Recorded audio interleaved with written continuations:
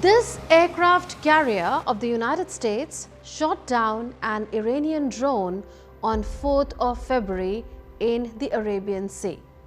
USS Abraham Lincoln was approximately 500 miles from the Iranian coast when it spotted an Iranian Shahid 139 drone flying towards it.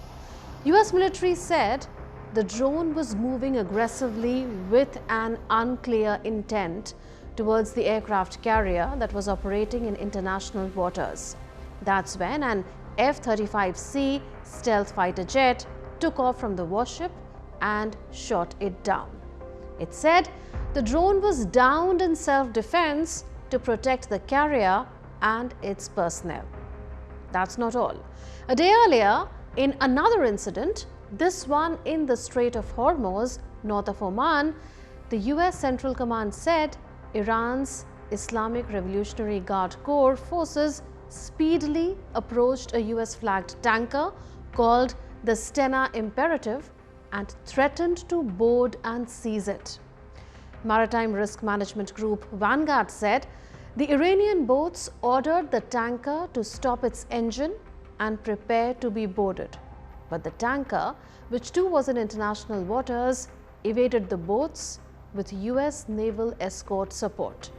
The US Central Command labeled it a dangerous provocation, threatening commercial shipping. Remember, the Strait of Hormuz links the Persian Gulf to the Gulf of Oman and the Arabian Sea beyond, and it is crucial for commercial shipping as OPEC members Saudi Arabia, Iran, UAE, Kuwait and Iraq export most of their crude via the strait. While Iran's IRGC called the drone's mission routine reconnaissance in international airspace, here's how an Iran-aligned analyst interprets Iranian actions. They are trying to build some sort of a blockade as a barrier through the Hormuz Strait, from Persian Gulf to Oman Sea and to international waters. And they're trying to pressure Iran's economy. That is the first objective of this presence.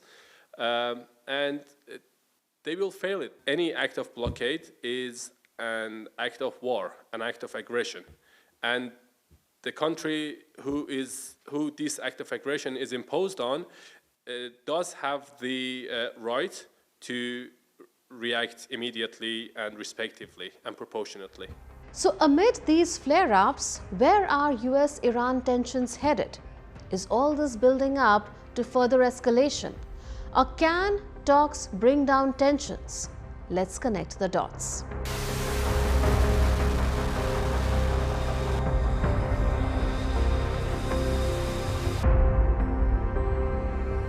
USS Abraham Lincoln and supporting warships had arrived in West Asia on 26th January.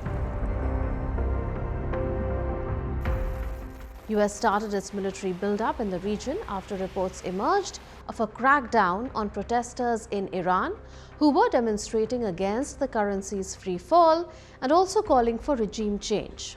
Trump said that the United States had an armada heading towards Iran but hoped he would not have to use it. His tone has since become more threatening as US exerts pressure on Iran to put not just its nuclear program, but also its ballistic missiles and its network of regional proxies on the negotiating table. See this statement from Trump. We are talking to Iran, and if we could work something out, that would be great. And if we can't, probably bad things would happen. Here's another one from Trump. Iran's supreme leader should be very worried as Iran is negotiating with us. Before US-Iran talks in Oman's capital Muscat, Iran's foreign minister called out threats, pressure and intimidation. After the failure of this recent conspiracy, now they are the ones who are talking about diplomacy again. And we have always been ready for diplomacy, provided that it's from an equal position, provided that it's for mutual respect and to secure different interests with the Iranian people. We must speak with respect. Whoever speaks with respect, you will respond with respect. And whoever speaks with threats and force will be responded to with the same language. We are ready for diplomacy, but they should know that diplomacy with threats, intimidation, and pressure is not compatible. Diplomacy has its own ideology.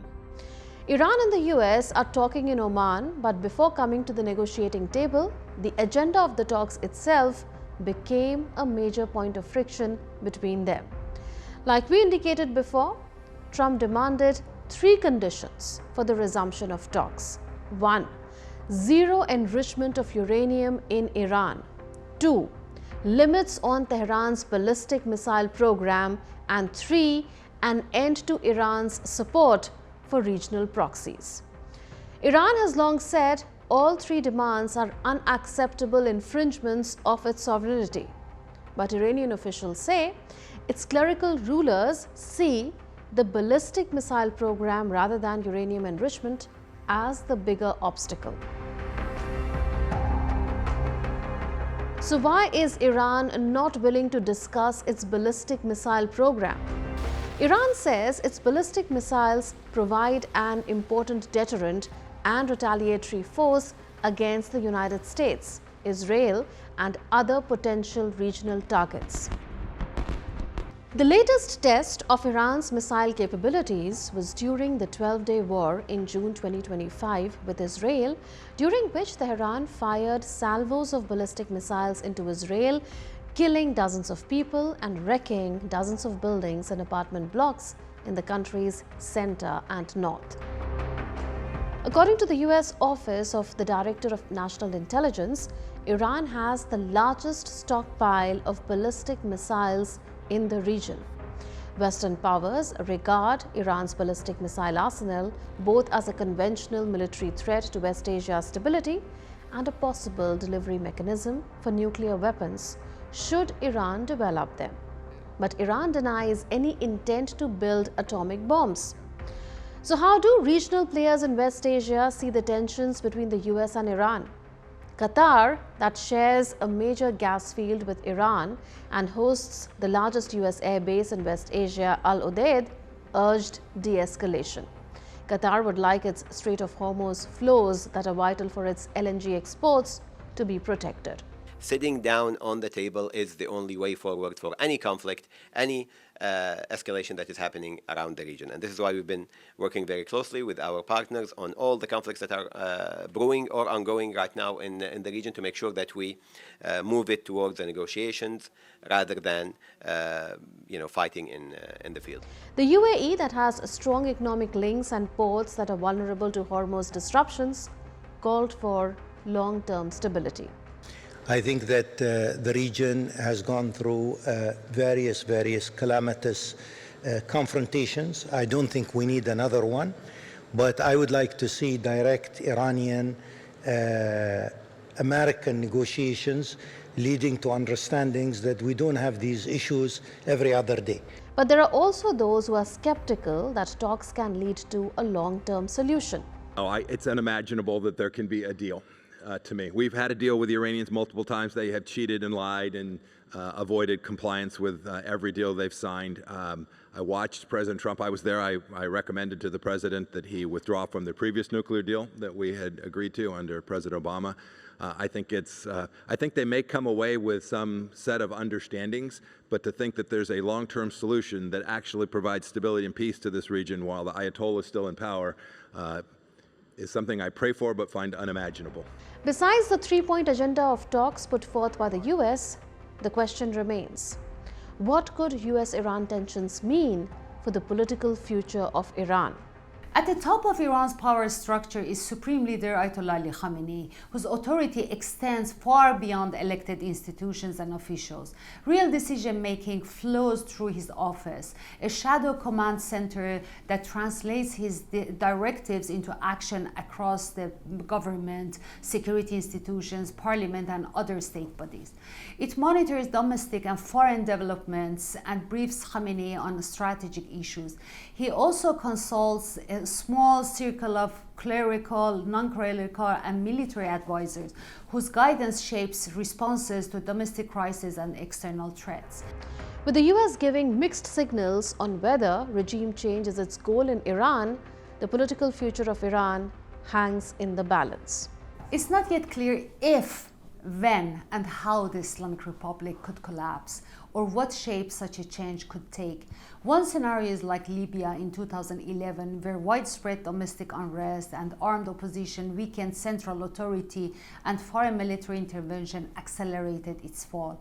Another is similar to Iraq in 2003, where foreign military action removed the leadership, followed by internal unrest and sectarian clashes.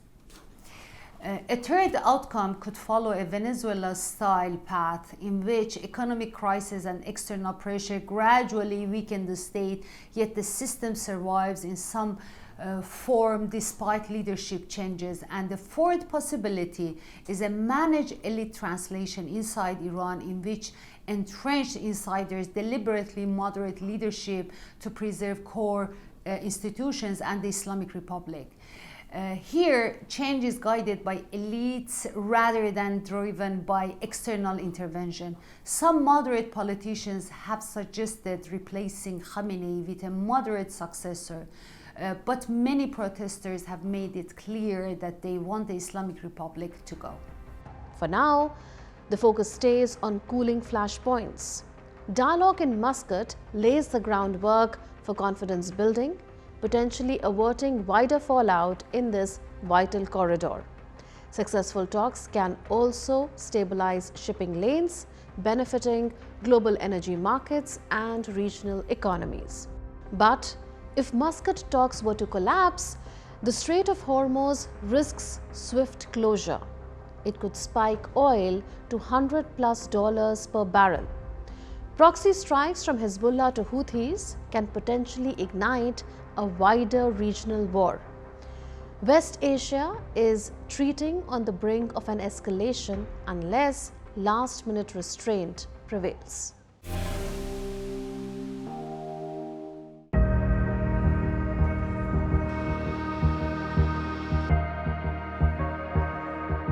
These are the visuals of the strategic airport in the city of Kisangani in the Democratic Republic of the Congo.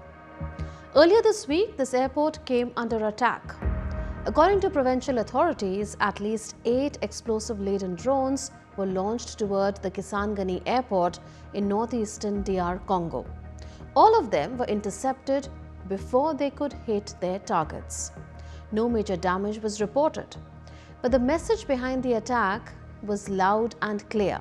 Soon after, Corneille Nangaa, a senior rebel leader and a key figure linked to the M23 movement, claimed responsibility. He described the drone attack as a warning to the Congolese government. Kisangani is not a frontline city. It lies hundreds of kilometers away from the main battle zones in eastern Congo.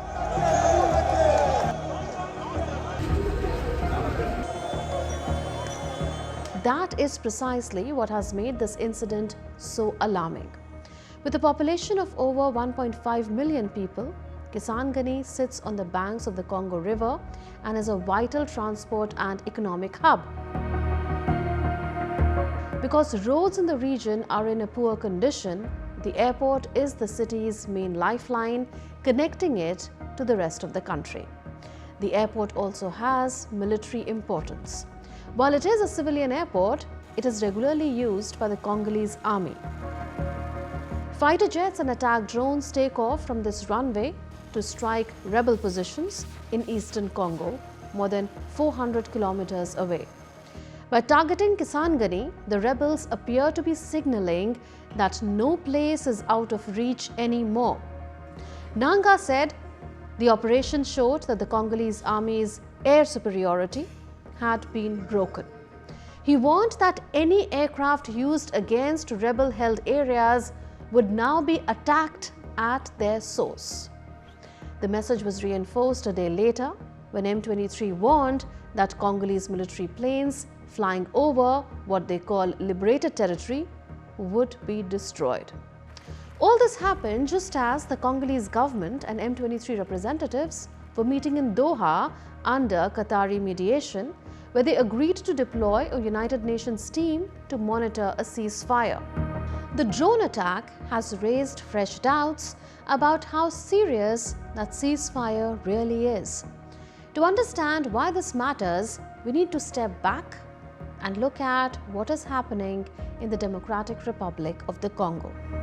The DRC is Africa's second largest country by land area.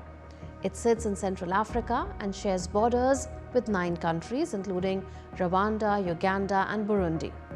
Around 110 million people live here, making it one of the most populous countries on the continent. The DRC is also one of the richest countries in the world when it comes to natural resources. It has vast reserves of cobalt, copper, gold, diamonds, and coltan. Here you must know that coltan is essential for modern electronics, electric vehicles, and aerospace industries. Yet, despite this wealth, most Congolese live in poverty. Decades of weak governance, corruption, and conflict have prevented the country from turning its resources into broad-based prosperity. Nowhere is this contradiction more visible than in eastern Congo. The eastern provinces of North Kivu and South Kivu have been trapped in cycles of violence for nearly 30 years. Armed groups, local militias, foreign fighters, and national armies have all been involved. Millions of civilians have been displaced, and entire generations have grown up knowing only conflict. At the center of the current crisis is the M23 rebel group. M23 takes its name from a March 23, 2009 peace agreement that, according to its leaders, was never properly implemented by the Congolese government. The group claims to represent the interests of Congolese Tutsis, who they say face discrimination and insecurity. The Congolese government and the United Nations say M23 is backed by neighboring Rwanda. But Rwanda strongly denies this claim. What is clear is that since resurfacing at the end of 2021, M23 has become the most powerful armed group in eastern Congo. With advanced weapons and tight organization, it has seized large areas of territory. Last year, it captured the key cities of Goma and Bukavu in a rapid offensive that shocked the entire region. For people living in these cities, life has changed dramatically. In Goma, banks remain closed to prevent funds from reaching the rebels. With cash in short supply, Rwandan francs are now widely used in markets. Transport links are disrupted, schools and airports are shut, and yet daily life goes on in a fragile and uncertain way. Before the war, we used to come here and sell very well. We were able to feed our children well and send them to school. But since the war, nothing works anymore. Most of our customers have fled the city because of the war. Economic activity is unstable because the banks are still closed, as is the airport, which makes more difficult. For workers who depended on the normal functioning of the city, the impact has been devastating. Before the war, things were good. We worked well. I had customers from the airport every day and from the bank too. And civil servants were being paid, which meant there was cash in the city. But now that everything has come to a standstill, you must understand that we are suffering enormously. Nothing is like it was before. We are struggling. Even the currency market reflects the instability. Now we have more Congolese francs than dollars. This makes our work more complicated. The exchange rate is unstable, and this situation does not really suit us. M23 fighters are now a routine presence on Goma's streets. They man checkpoints, patrol neighborhoods, and oversee local administration. Rebel-linked officials have taken charge of governance in areas under their control, and public works like road repairs have begun in some neighborhoods. Kone Nanga insists that life under rebel control is safer and more orderly. Goma Goma is a secure city.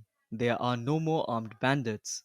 You will no longer hear gunshots in Goma, as was the case before. In Goma, the population sleeps and lives in safety. Our security forces are working hard for this security. On the administrative level, it must be said that all areas of Goma, particularly Bukavu, the space is well administered. But the Congolese government strongly rejects this version. Listen to this. Aujourd'hui, plus de 300,000 Today, more than 300,000 Congolese are displaced, living in camps in Burundi. At least 12,000 children are without families because they cannot find their relatives, and at least 1,500 people have been killed since the start of these events in Uvira. This clearly illustrates the criminal nature of the actions of Rwanda and the M23. Beyond the fighting, there is another layer to this crisis, and that is Congo's minerals. Last week, more than 200 people were killed when part of the Rubia coltan mine collapsed in eastern Congo. Thousands of artisanal miners work there every day, digging by hand in dangerous conditions for just a few dollars a day. The mine sits on steep, unstable hillsides where landslides are common, especially during the rainy season. Rubia is not just any mine. It produces between 15 and 30% of the world's coltan, a mineral used to make smartphones, laptops, and other electronic devices. Since April 2024, the mine has been under the control of the M23 rebel group. According to United Nations experts, M23 has set up a parallel administration to regulate mining at Rubia. The group is accused of making around $800,000 a month by taxing coltan production. The UN says this money helps fund the rebellion. Rwanda is also accused of benefiting from this trade, a charge it denies. This is the core issue in eastern Congo. Control over land, power, and people is deeply tied to control over minerals. Armed groups fight not just for political influence, but for access to resources that are worth billions in the global market. The drone attack on Kisangani's airport shows how far this conflict is spreading. As peace talks continue and ceasefires are announced, the reality on the ground remains fragile. That's all in this edition of Connecting the Dots. We'll see you next week with more raging issues. Until then, it's a goodbye from all of us in the Delhi newsroom. This is Munmun Bhattacharya signing off. Take care and stay safe.